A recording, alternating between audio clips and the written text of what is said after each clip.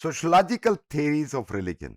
सो जैसा कि ये टॉपिक एक सेल्फ रिफ्लेक्टिव है इन सेंस कि अब हम बात करने जा रहे हैं कि जो थ्योरीज हैं प्योर सोशलॉजिकल डोमेन में जो डेवलप हुई हैं वो रिलीजन को किस तरह देखती हैं। तो इससे पहले कि हम मूव करें सोशलॉजिकल कॉन्टेक्स्ट में, सबसे पहले थ्योरी को समझने की कोशिश करेंगे। Theory stands for what?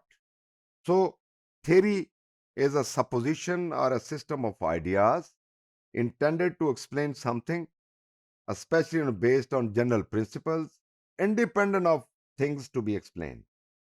A theory not only explains known facts, but also it allows scientists to make predictions of what they should observe if a theory is true.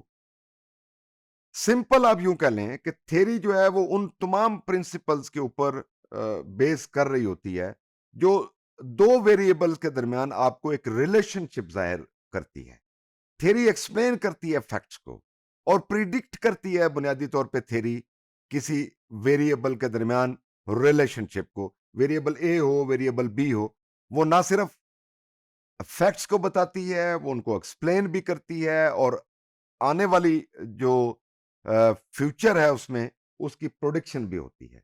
और जो साइंटिफिक थ्योरीज हैं उसके बेशुमार characteristics हैं। मिसाल के तौर पे हर थ्योरी जो है वो टेस्टेबल होती है, वो वेरीफाइएबल होती है, वो रिजेक्ट भी हो सकती है, वो एक्सेप्ट भी हो सकती है। कोई ना कोई उसके पीछे एक थॉट की पूरी चेन आपको नजर आती है और वो प्रिडिक्ट करती नजर आती है और मुख्तलिफ जो वेरिएबल्स होते हैं कॉन्सेप्ट उनको एक्सप्लेन करती नजर आती है। सिमिलरली सोशलॉजिकल जो थ्योरीज है, it intends to consider, analyse और explain objects of social reality by using a sociological perspective. यानी सोशलॉजिकल थ्योरी क्या करती है, वो सोशल वर्ल्ड को या सोशल ऑब्जेक्ट कोई भी है, सोशल फिनोमिना को, सोशल इवेंट को वो एक्सप्लेन भी करती है, उसको एनालाइज भी करती है, उसको प्रिडिक्ट भी करती है और उनके दरमियान जो जो जो रिलेशनशिप है उसके ऊपर बहस करती नजर आती है। सो सोशियोलॉजिकल जो स्टडीज हैं वो सोशल इवेंट्स को, सोशल इंटरेक्शन को, पैटर्न को वो स्टडी करते हैं, वो एनालाइज करते हैं, उनके बारे में एक्सप्लेनेशन करते हैं, उनके बारे में अंडरस्टैंडिंग आप को देते हैं and ultimately they develop a theory in order to explain why things work as they do. के जो सोशल वर्ल्ड है वो किस तरह वर्क करती नजर आती आती है और किस तरह जो चीजें आगे आपको सोशल इंस्टीट्यूशन फंक्शनिंग करते नजर आते हैं। तीन तरह से सोशलॉजिकल थ्योरी को डिवाइड किया जाता है। नंबर वन मैक्रो, फिर माइक्रो, फिर ग्रैंड थ्योरीज हैं। सो मैक्रो लेवल का मतलब होता है कि लार्ज जो सोशल इश्यूज हैं उनके ऊपर बात करना या लार्जर जो पिक्चर्स को जिसमें बहुत सारे ग्रुप्स एट मेन और ब्रॉड स्पेक्ट्रम में बात करना, वो मैक्रो लेवल की थेरीज है जो कि सोशल इंस्टीट्यूशन के मुतलक बात करती नजर आती हैं, पॉलिटिक्स पे, इकोनॉमिक्स पे, गवर्नमेंट पे, स्टेट पे बात करती नजर आती हैं, जिसमें बेशुमार लोग और ग्रुप्स और कम्युनिटीज शामिल होती हैं।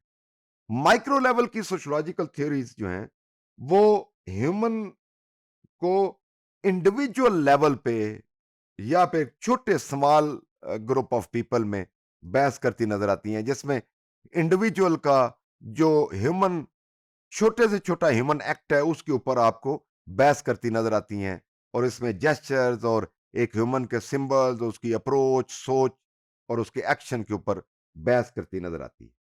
इसके बाद है grand theories. Grand theory sociological context में बहस करती है कि why societies come into being and why they change. कि सोसाइटीज जिसमें बेशुमार सोशल इंस्टीट्यूशन फर्क फंक्शनिंग कर रहे होते हैं, वो किस तरह फॉर्मेशन उनकी होती है और किस तरह फिर सोसाइटीज बदलती हैं और फिर किस तरह आगे जाके सोसाइटीज टू सोसाइटीज वो सोशल वर्ल्ड और सोशल इंटरेक्शन और सोशल पैटर्न किस तरह चेंज होते हैं। तो ये ग्रैंड कॉन्सेप्ट है, थेरीज का ग्रैंड लेवल पे वर्किंग नजर आती है।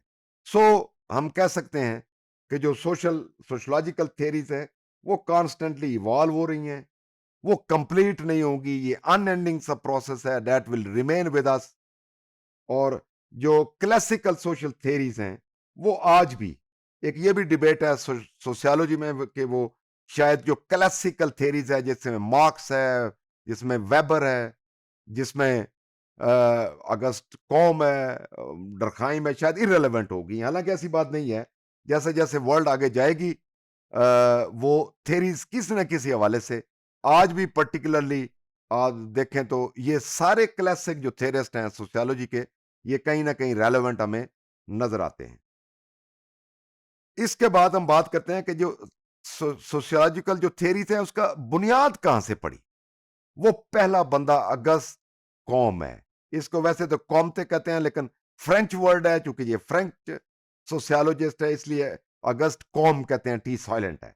तो इसने सबसे पहले सोशियोलॉजी का वर्ड इसने कायम किया और पॉजिटिविज्म का वर्ड इसने कायम किया। और उसने एक सब्जेक्ट की बुनियाद रखी और कहा कि आज दौर है जिसको वो कहता है कि ये साइंटिफिक दौर है, साइंस का दौर है, पॉजिटिव दौर है। तो ये 3 स्टेजेस हैं जो उसने कही कि पहली स्टेजेस थी, फिर दूसरी स्टेज आई, फिर तीसरी स्टेज जो है जो फाइनल है। इसके बाद अगला काम ज्यादा सबसे ज्यादा हमें नजर आता है इमाइल डरखाइम का। डरखाइम जो है वो भी फ्रेंच है और जो कॉम है उसके बाद सबसे ज्यादा डरखाइम ने फ्रेंच में काम किया। और इसने एक फंक्शनलिज्म का को प्रमोट किया, पॉजिटिविज्म को प्रमोट किया और फंक्शनलिस्ट स्कूल ऑफ थॉट जो है वो उसको प्रमोट किया और ये फंक्शनलिस्ट कहलाया। इसके बाद मार्क्स बड़ा नाम है क्योंकि जाहिर है मार्क्स बेसिकली फ्रॉम जर्मन, जिसने इकोनॉमिक्स, फिलोसफी और सोशियोलॉजी की डोमेन में दैट इज इसको इसको आप जॉइंट कह सकते हैं, जिसमें बेशुमार इसने काम किया।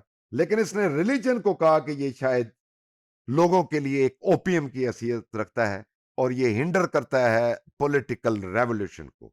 सो मार्क्स का रिलीजन से मुतल्लक जो था रवैया वो यही था कि ये शायद जो पॉलिटिकल उसका जो सोसाइटी वो इन्विजन करने जा रहा था, जिसका तस्वर लेके जा रहा था, उसका ख्याल था कि शायद रिलीजन जो है या रिलीजियस पीपल है शायद उसके जो वे में शायद अल्टीमेटली रुकावट ना बन जाए और वो जो आइडिया है क्लास लेसनेस सोसाइटी का शायद वो पूरी तरह जो है वो प्रमोट ना हो सके।